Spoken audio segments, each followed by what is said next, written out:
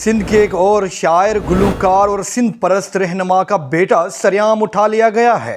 बस वीगो डाला आई सभी कवानीन, आइन, इखलाकियात और मुआशराती अदाब को रौंदते हुए बैदल मसरूर के लगते जिगर को उठा कर ले गई। आपको याद होगा कुछ दिन कबल ही शायर मेहर डबाई के बेटे को इसी तरह उठा लिया गया था।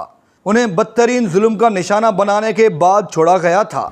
आज फिर एक और सिंधी शायर और अदीब के साथ जुल्म बर्पा किया गया है। एक आदमी ऑफिस से निकलता है, आप उसको उठा के ले जाते हो।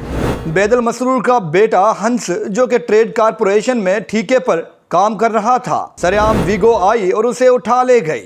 ना कोई FIR कटी और ना ही कोई शिकायत, बस सिंधी था लोमड़ियों का शिकार हो गया। शायर मसरूर बैदल ने तस्दीक की है कि उनके बेटे हंस को FTC बिल्डिंग के अकब से उठा लिया गया है। अब क्यों उठाया गया है ये तो अदालतें भी नहीं पूछ सकती। बैदल मसरूर ने थाने में बेटे के अगवा की रिपोर्ट दर्ज करवाई है, जबकि पुलिस का अभी तक कोई मौक़िफ़ सामने नहीं आया।